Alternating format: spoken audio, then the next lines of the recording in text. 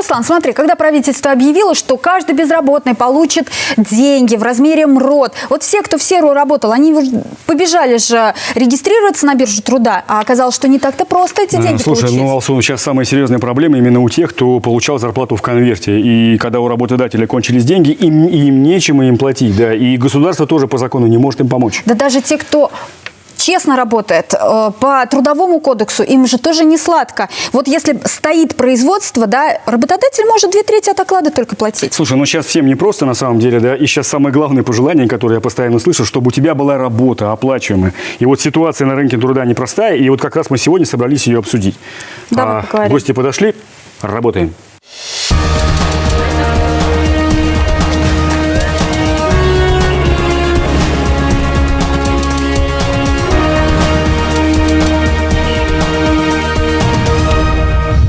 Будет кормить моих детей? Кто? Что вы можете предложить как умные мужи? Продуктовые наборы, которые у нас волонтеры как бы рассылают. Ну, спасибо, да. Пострадали все отрасли экономики. Заявление на увольнение по собственному желанию, либо заявление по соглашению двух сторон. На данный момент я являюсь безработным. Мы не были готовы к этому. Просто я не знаю, в какое место сейчас засунуть эти 5000 рублей. У меня 3 детей. Государство должно взять на себя бремя помощи. Как бы то ни было, жизнь-то продолжается. Пандемия коронавируса оказывает заметное влияние на все стороны жизни. И это не только риски для здоровья, но и худеющие кошельки наших граждан. Из-за введенных ограничений многие россияне пострадали экономически. Кто-то потерял в заработке, а кто-то и вовсе лишился работы. Вынужденные карантинные меры задели всю экономику. В сложной ситуации оказались и работники, и работодатели. Некоторые эксперты говорят о возможном увеличении безработицы в разы. Как коронавирус повлиял на рынок труда, как пережить кризис и что делать тем, кто потерял работу или даже свое дело. Эти и другие волнующие всех вопросы мы в студии «Честно говоря» обсуждаем сегодня с Алсу Сликаевой и нашими гостями. Итак, Фанур Шехисламов, заместитель министра семьи, труда и социальной защиты населения Республики Башкортостан. Искандер Махмудов, заместитель руководителя Союза работодателей Республики Башкортостан. Татьяна Михайлова, просто индивидуальный предприниматель, просто мать 3 детей. И Тагир Закиров, исполняющий обязанности председателя Республиканской Федерации профсоюзов. Здравствуйте, уважаемые гости. Здравствуйте. Коронавирус больно ударил по рынку труда. Реальность оказалась жесткой. Кто-то отправил своих сотрудников на так называемую удаленку, кто-то перевел их на сокращенное рабочее время, а кто-то принял радикальные меры по сокращению штата. Давайте посмотрим сюжет и обсудим. Крупнейший автодилер в Башкортостане с началом карантина решил резко сократить свой штат. Как рассказывают сотрудники Транстехсервиса, их просто поставили перед фактом. Сказали, чтобы мы сегодня подъехали и написали по собственному желанию увольняться. Пишите заявление или будем решать вопрос по-плохому. Мол, салоны простаивают, продажи машин упали до нуля. Нам было предложено всего лишь 2 варианта. Это заявление на увольнение по собственному желанию, либо заявление по соглашению двух сторон, в котором было четко прописано о том, что нам заплатят всего лишь заработную плату, естественно, за месяц март и всего лишь один оклад с вычетом еще 13%. То есть все. Уволенные люди считают, что предприятие незаконным способом избавилось от груза в виде сотрудников. Под сокращение только в Башкортостане, по словам вице-премьера Ленары Ивановой, попали более 800 человек в разных салонах и городах. А ведь еще буквально год назад компания Транстехсервис в пафосной рекламе заявляла, что без сотрудников нет движения. Все равно, что машина не поедет без бензина. Сотрудники автосалона позвонили на горячую линию в Минтруда. В ведомстве провели проверку и объявили владельцу Транстехсервиса предостережение, после чего жалоб от сотрудников больше не поступало. Собственно, когда есть уже решение суда, вступившее в законную силу, мы можем среагировать по данному решению, то есть привлечь работодателя уже. С ТТС у нас было некое такое напряжение. Но, во-первых, наверное, тоже оно несколько преждевременно, поскольку мы все на сегодня находимся пока еще в режиме самоизоляции. То есть и в том же ТТС был объявлен как раз-таки тот самый режим. То есть работники были освобождены от работы. В прокуратуре города Казани, где находится головной офис компании, нам пояснили, что в настоящее время идет проверка. Сколько людей уволили добровольно-принудительно, такой статистики в Башкирии пока нет. Уфимец Вадим Емилев тоже остался без работы из-за пандемии. На его предприятии большую часть персонала сократили. Выход был только один – встать на учет в службу занятости и как-то жить с ребенком и беременной женой на пособие по безработице. Денег вообще нет, по сути. А родители помогают, кредиты есть. там более 100 тысяч рублей, кредиты есть. Ищу деньги, работаю, подрабатываю, компьютер ремонтирую. Жена работает, да. Есть и положительные примеры. Работодатель переводчика деловой документации Аллы Зайцевой не стал дожидаться объявления официального карантина и перевел весь уфимский офис, а это более 100 человек, на удаленку еще в середине марта. Коллеги теперь встречаются онлайн, и главная тема обсуждения – усталость от однообразия квартиры. Мы не были готовы к этому. Это непривычно. Нужно какое-то время, чтобы перестроиться. Мне комфортнее, когда я разделяю дом и работу. Потому что здесь можно и заработаться. Можно не отследить время, целый день просидеть и работать. Тем не менее, в последнее время количество обращений за пособиями по безработице увеличилось в разы, говорят эксперты. Хотя вакансий на рынке труда тоже есть. Итак, мы все оказались в такой ситуации непростой, оказались впервые. Да? Как изменилось, как вы оцениваете изменение состояния рынка труда, как представитель правительства? Ну, в первую очередь здесь хочу отметить, что действительно у нас сейчас очень большое количество обращений поступает от граждан именно в содействии в поиске подходящей работы. То есть все после объявления соответствующих решений главой государства Российской Федерации о повышении в первую очередь максимального размера пособия, которое выплачивается, у нас большой вал обращений пошел. Потом в последующем о выплатах пособия по безработице в увеличенном размере за 3 месяца, да, вот начиная с мая по июнь месяц, с апреля по июнь месяц. То есть у нас на сегодняшний день по уровню регистрируемой безработицы идет рост. И если на конец марта было более 18 тысяч безработных официально зарегистрированных, то на сегодняшний день 32 600 уже. Почти в 1,8 раза. Да, у нас наблюдается рост. Мы провели анализ, то есть порядка 38% были уволены после 1 марта. С принятием постановления правительства Российской Федерации начали принимать заявления через портал «Работа в России. Труд всем». И на сегодняшний день, начиная с 9 апреля, более 24 тысяч заявлений у нас принято через этот портал. И сейчас мы его обрабатываем. Какой ваш прогноз? Количество заявлений будет увеличиваться? Количество заявлений будет увеличиваться, считаем, потому что он происходит в онлайн-режиме, не считая выходные, то есть он не приостанавливается, люди сидят дома, пишут заявление о поиске подходящей работы.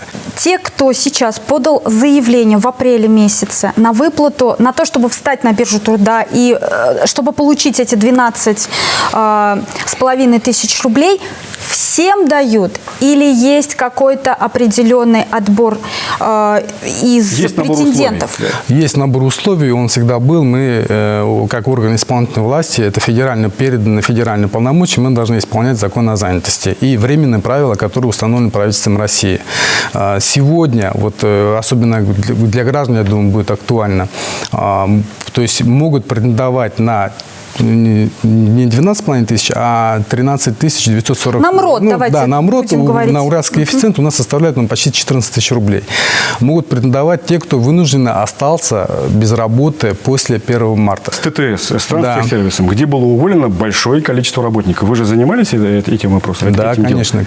И какие выводы? Если по соглашению сторон люди увольняются, они могут претендовать на это. Могут? Да, конечно. То есть если может быть такая схема, допустим, что не может работодатель платить своему работнику в дни, когда стоит производство, он договаривается с работником, говорит: давай, мы тебя на 2 месяца увольняем, ты идешь, встаешь на биржу труда, получаешь 12,5 тысяч, когда все закончится, мы когда откроемся, приходишь к нам обратно.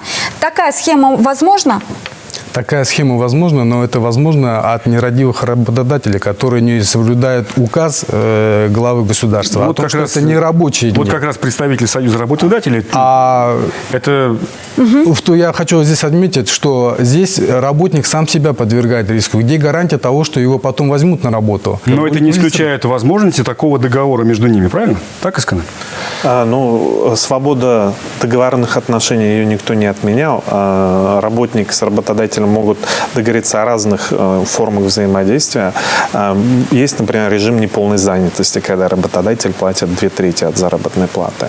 Но здесь же у нас большой пласт экономики продолжает работать, и у нас есть список отраслей, которым не запрещено работать, и считается, что как будто бы они не пострадали, а на самом деле пострадали все отрасли экономики без исключения. А мы правильно понимаем, что здесь в каждом отдельном случае, в каждом отдельном предприятии и отрасли есть свои схемы, свои примеры, как договариваются работодатель и работник? Ну, они у нас определены трудовым кодексом. Это кодекс, который действует для любого работодателя. За рамками трудового кодекса, например? Ну, есть уточняющие. Например, для госслужащих, таких как ФАНОР, есть еще 79-й ФЗ, где дополнительные требования предъявляются. Какое-то предприятие, бизнес, да? И понятно, что она попала в сложную ситуацию, и собственник договаривается со своими работниками, которых он ценит, которых он хотел бы сохранить, но у него нет возможности выплачивать им заработную плату. И они договариваются.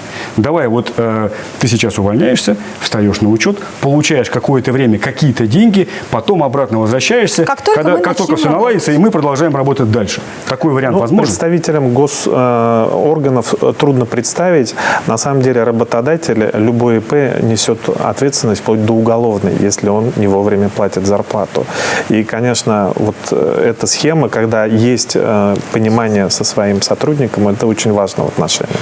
Вам приходится сталкиваться с такими случаями? Но я напомню, что действительно и государство приняло решение о том, что при условии сохранения 90% рабочих мест на предприятии государство будет помогать как раз также в размере минимального размера оплаты труда предприятия. Помогать как? Я вам скажу, значит, с 1 мая субъекты малого и среднего предпринимательства могут подать заявление на получение этих мер поддержки. Оно будет реализовано через Федеральную налоговую службу. Спасибо, мы вернемся к разговору буквально через несколько минут. Новая реальность не отменяет старых проблем. Эксперты называют 3 главных проблемы регионального рынка труда. Нарастающий дефицит квалифицированных кадров, дисбаланс между спросом и предложением, а также недостаточное качество трудовых ресурсов. Учился на юриста, а стал водителем такси. Такая история сегодня мало кому покажется странной, даже не из-за коронавируса. Мы решили узнать, как люди сегодня ищут и находят работу. Давайте посмотрим. Это сейчас в уфимском кафе «Пекарина» кроме персонала никого нет. А ведь еще месяц назад здесь не было свободных столиков. Сейчас же в условиях пандемии заведение, как и многие другие, вынуждено было закрыться. Единственным выходом стала доставка еды до квартиры. В связи с этим руководители кафе объявили дополнительный набор курьеров. Если раньше была востребована вакансия официанта, то сейчас это курьер. Курьер должен быть располагающим к себе, да, то есть это приятная внешность, отличное состояние здоровья. С нашей стороны мы уделяем особое внимание мерам безопасности, выдаем маски, перчатки, дезинфицирующие средства и перед каждым выездом измеряем температуру. Ну а те, у кого личного транспорта нет, идут на подработку. Например, те же самые кафешки ищут уборщиков и посудомойщиков. При этом идеальный соискатель по их запросам – молодой человек без вредных привычек. Желательно, конечно, чтобы это были более молодые люди, потому что зачастую взрослые, они немножечко так ворчат, и как будто их мы принуждаем к какой-то определенной работе.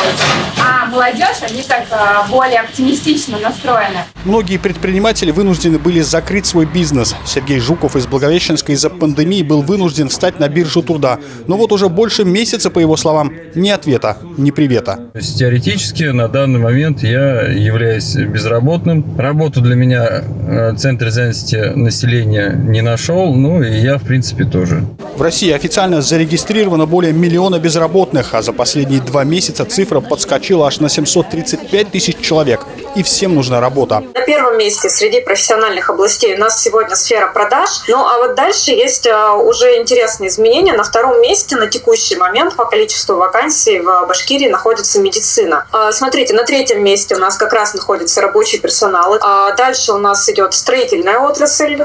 Ну и далее мы видим сферу производства, сферу транспорта, IT-отрасль. И уже сейчас многие специалисты говорят о том, что после так называемого коронакризиса нужен новый вид страховки от безработицы. И тогда потерявший место смог бы рассчитывать не только на государственные пособия, но и на выплаты от страховых компаний. Мы говорим с вами категориями нормативно-правовых актов, да, как должно быть. Вот давайте послушаем реальную историю. Татьяна, расскажите свою реальную историю. С октября месяца я индивидуальный предприниматель 2019 года в городе Белебей. Я на аренде, дополнительное образование детей и взрослых. Я на аренде у муниципального района. У меня в аренде кабинет 13 квадратов на базе детско-юношеского центра.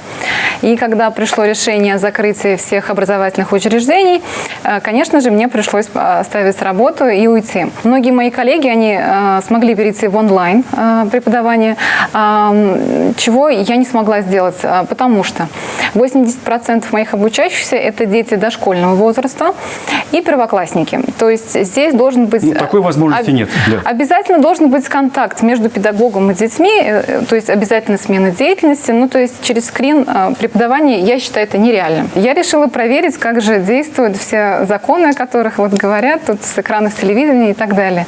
Обратилась в Центр социальной защиты, где на тот период, когда я обращалась, это было около 2 недель назад, они сказали, никаких мер поддержки мы не оказываем и никаких у нас актов сверху не поступало. То есть информацию они никакую мне не дали.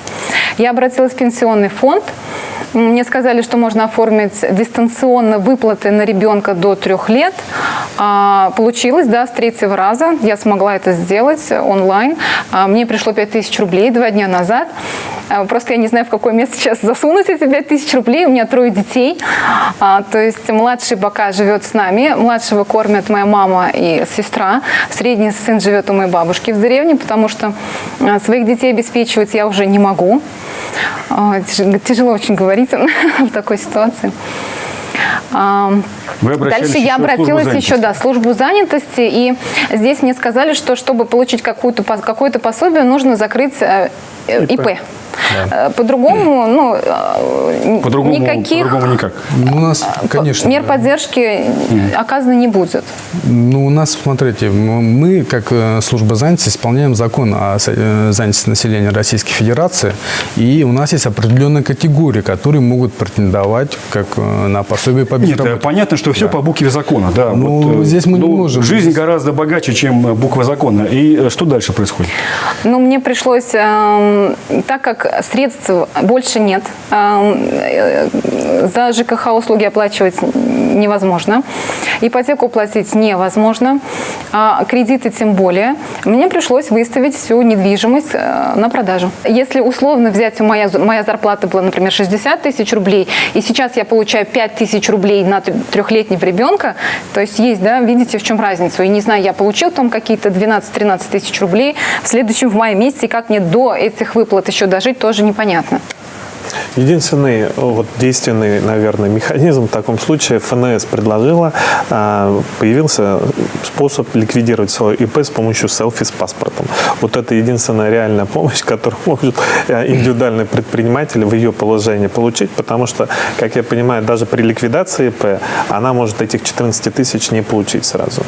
Нет, я здесь скажу, что если человек прекращает предпринимательскую деятельность как индивидуальный предприниматель и обращается в Центр занятости, то здесь выплачивается ему минимальное пособие. Это в республике 1725 рублей. 1725 рублей. Это поскольку человек был, относился к категории, это в законодательстве так написано. Соответственно, никаких проблем это не решит, так ведь? Здесь как законодатель исходил, то есть это лично субъективное мнение, что предпринимательство – это риск, и граждане его брали на себя. То есть мы исходим, согласно закону, выплачивать пособие именно тем, кто имел трудовые отношения. А предприниматель, он как сам работодатель выступает, по сути. Тагир, вы как профсоюз защищаете права работников, да? А мы правильно понимаем, что права тех, кто не был нигде оформлен, они не входят в круг ваших обязанностей, полномочий, они остаются за скобками? Знаете, среди самозанятых, среди индивидуальных предпринимателей, конечно, в сферу профсоюзной защиты люди не попадают. Скажите, а что вы таким людям говорите, которые не входят в профсоюз, но просят у вас помощи? Несмотря на то, что они в профсоюз не входят, конечно, мы стараемся проконсультировать и помочь. Спасибо, мы вернемся к разговору через несколько минут. Руслан, мне кажется, наши спикеры как партизаны. Вообще обалдели от истории с Татьяной и никак не могут сказать, чем же ей можно помочь. Не, ну почему сразу считать их виноватыми? Может, они просто вот, помочь не могут, да, но как, допустим, и я, да, испытывали нормальное мужское желание просто достать из кармана деньги, да, и ей помочь. Это же так унизительно. В хорошем смысле. Руслан, она же сюда приехала не милостыню в конце концов просить. И таких, как она же, много. Слушай, вот в том-то и беда, да, что таких, как она, много. Не десятки, а даже, наверное, сотни по республике. Сотни, да. Ну так дайте конкретные меры поддержки. Слушай, давай продолжим обсуждение и попытаемся добиться ответа, как можно ей помочь. Давай. В эфире БСТ, программа «Честно говоря». Мы обсуждаем сегодня ситуацию на рынке труда. Не секрет, что многие наши сограждане оказались беззащитны в новых условиях просто потому, что они работали неофициально, в черную. Неформальная занятость есть такой термин. Как можно помочь людям из сумрака? Такой вопрос мы задали нашим экспертам. В семье инвалида второй группы Артура Назмуддинова настали трудные времена. Вот уже больше месяца они не получают никаких доходов. Дело в том, что его супруга и мать работали неофициально, без трудового договора. С началом карантина ушли на самоизоляцию и остались без работы и без средств. Я работала неофициально, но это так, пенсионер, так как не хватает. Ни пенсии не хватает, ни сына, ни моей. Все-таки у нас и девочка, внучка растет, и ей надо, витаминчики надо, и на лекарства очень много уходит. Коронавирус, конечно, ударил очень сильно, конечно, по бюджету. Прожить на свою пенсию в 12 тысяч рублей довольно трудно, жалуется инвалид. Говорит, благо есть неравнодушные уфимцы, которые изредка помогают продуктами и деньгами. У меня есть ребенок 13 лет. Продуктов не хватает. И, так как за электроэнергию у нас долг накапливается, так как мы уже 2 месяца не можем оплатить электроэнергию, так как все наши деньги уходят на еду. Невесело живется в период карантина и клоуну Артему. Аниматор с многолетним стажем сетует, что теперь исчез его единственный заработок. В месяц уфимский скоморох зарабатывал по 50-60 тысяч рублей на детских праздниках, утренниках и корпоративах. Сейчас же в период самоизоляции Артем пытается вести праздники онлайн. Правда, получается не особо. За месяц получил всего 3000. Вот и приходится веселить горожан на улице, чтобы прокормить себя и свою семью. Понимаю, что потом на пенсию я не выживу, поэтому приходится зарабатывать различными способами. Есть и официальные, и неофициальные заработки. Работаем, выживаем как можем, ведь у меня семья, ипотека и 2-годовой ребенок. Нелегко приходится и тимуровцам. Работяги со всей Башкирии, которые привыкли шабашить изо дня в день, теперь тоже вынуждены сидеть на самоизоляции. Правда, некоторые разнорабочие все-таки выходят на привычный пятачок у развлекательного центра «Огни Уфы». Главный тимуровец Динар говорит, что с начала пандемии работы стало намного меньше, да и люди стали бояться нанимать разнорабочих. Для всех это было неким ударом, да. Здесь ежедневно на протяжении 20 лет собираются порядка 100 человек и получают ту самую необходимую финансовую помощь, да, которая для многих является жизнеобеспечением, наверное, для каждой семьи. В прошлом году, по данным Минтруда, в Башкирии выявили более 62,5 тысяч неформально занятых граждан. Эта цифра дает понять масштаб проблемы. Число тех, кто, подобно тимуровцам или клоуну Артему, сейчас мог остаться без прав на свою защиту и без средств к существованию. Какие еще дополнительные меры можно оказать? В рамках второго пакета мер мы, как министерство, предлагаем правительству, еще решение не принято, это субсидирование части заработной платы работников, которые находятся под риском увольнения.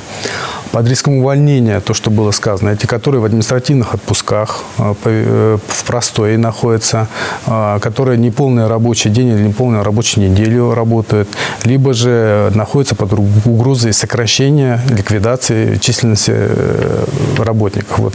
Для этих целей мы организовывали мониторинг, о котором говорили.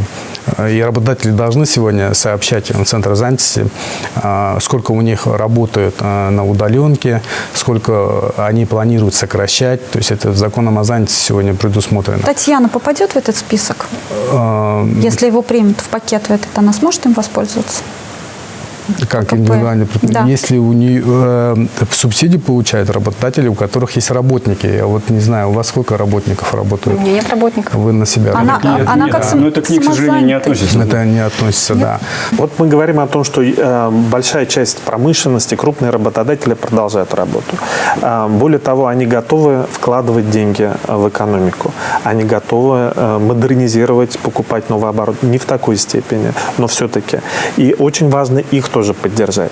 Потому что мы можем предложить, например, Татьяне найти новое призвание, пройти какое-то переобучение, если ей это будет угодно сделать. Ну, вы меня простите, конечно, да, это же все занимает время, это ресурсы определенные, а у меня нет этого времени. Кто будет кормить моих детей? Кто? Ну, просто ответьте на этот вопрос. То есть для того, чтобы переобучиться, это ведь нужно не неделю, не две. Чтобы качественно переобучиться, ну, наверное, нужно где-то полгода. Сколько нужно, чтобы переобучиться? Полгода, по-моему, да, у вас обучаются?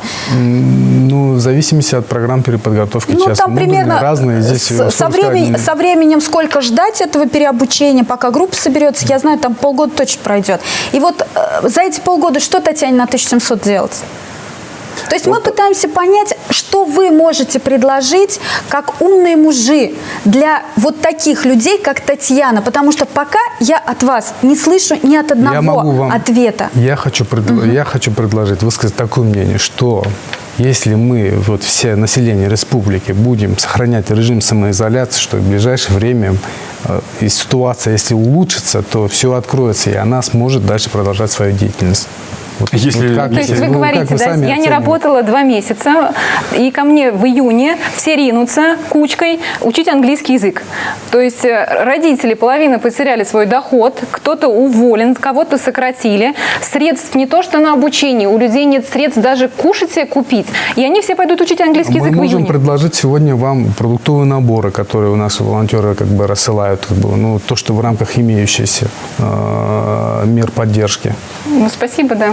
Вот вы сами видите то, что меры для поддержки для малого бизнеса, они зачастую не работают. Тогда давайте поддержим работающие промышленные предприятия. Давайте заставим экономику все-таки крутить вот эти колеса, потому что у нас все связано.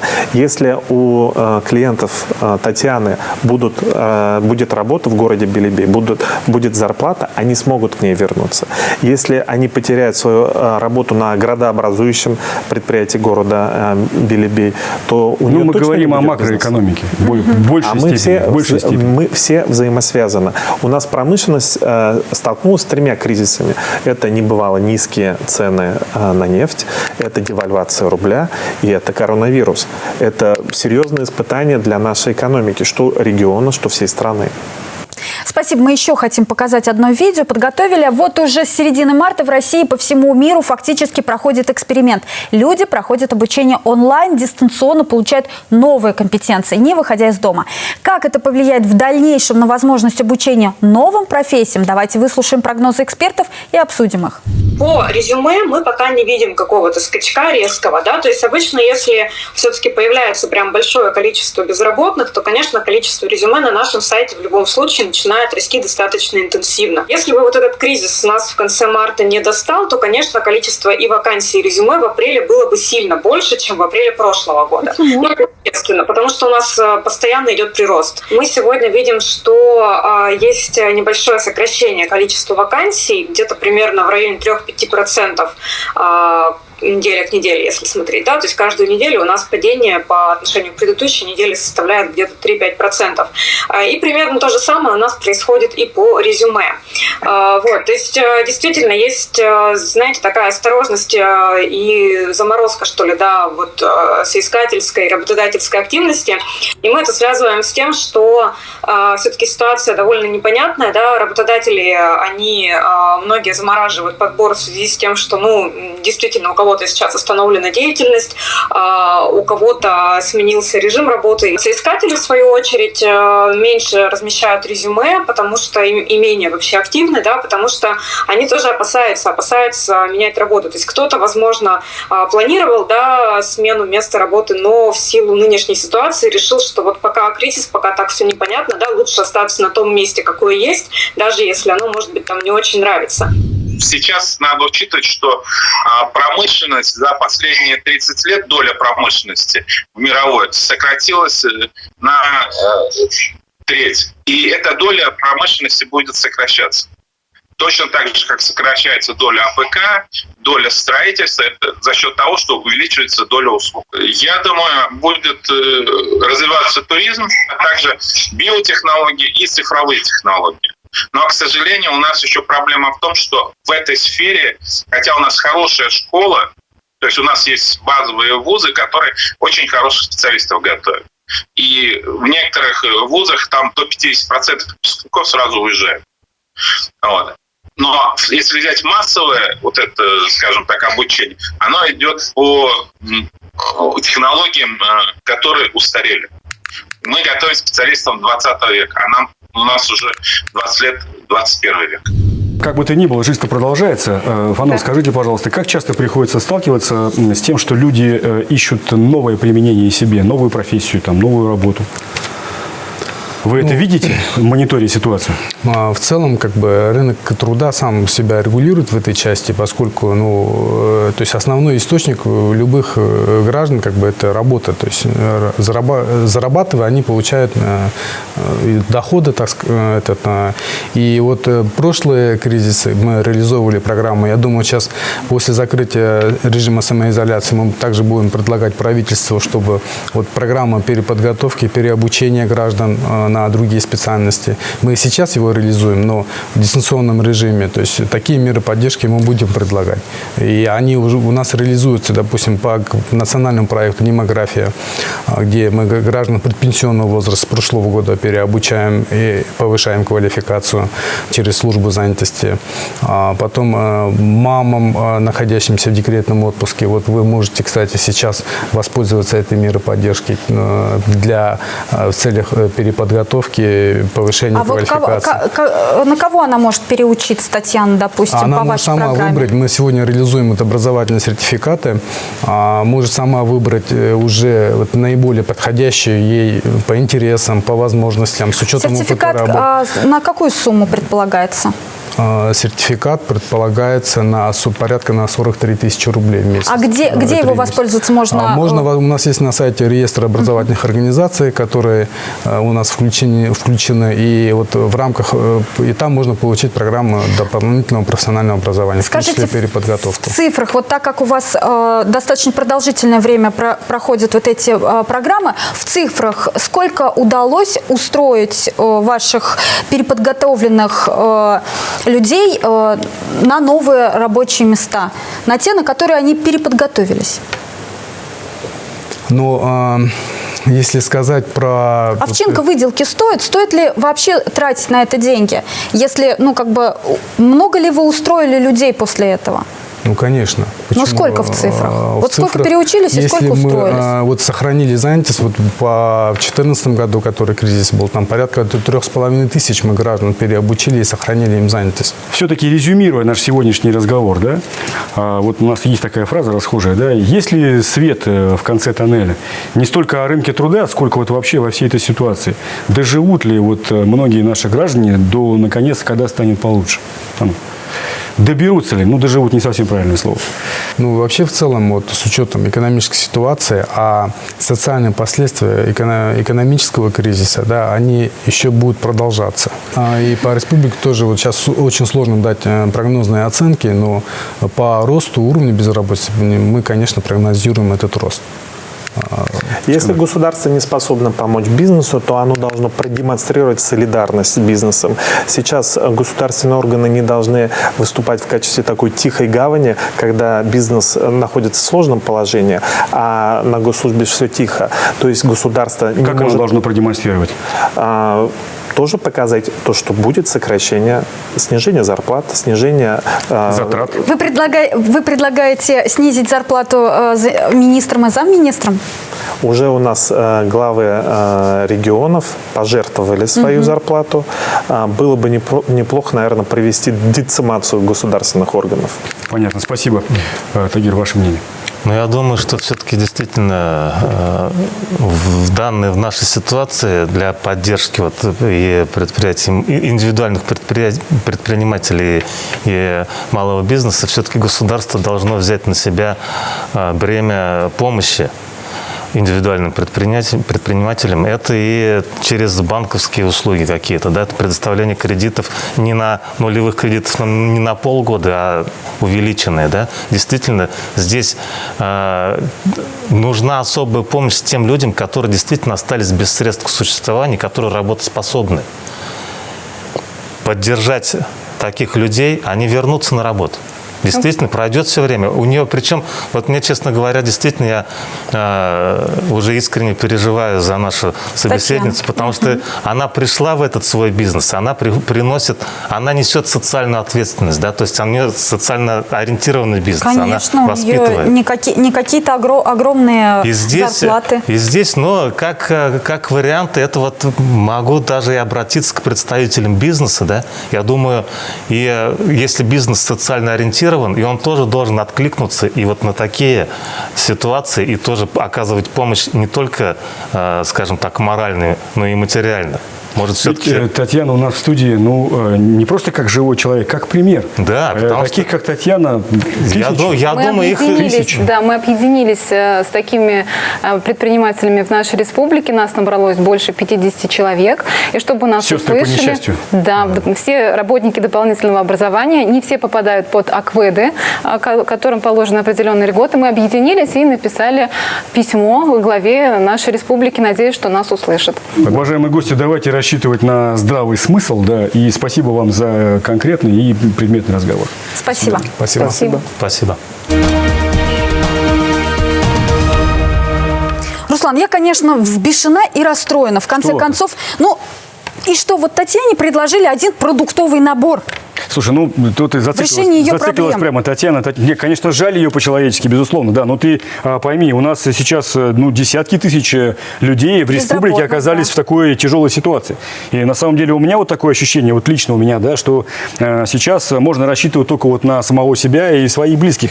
И надо просто вот собрать себя в кулак, затянуть пояс потуже, да, и как-то пережить, перекантоваться. Прости, пожалуйста, а зачем тогда нам нужны все вот эти вот профсоюзы, министерства? Я все-таки считаю, что они, в конце концов, побольше активности будет и у профсоюзов, и у Министерства труда и соцзащиты. Слушай, не будь идеалистом.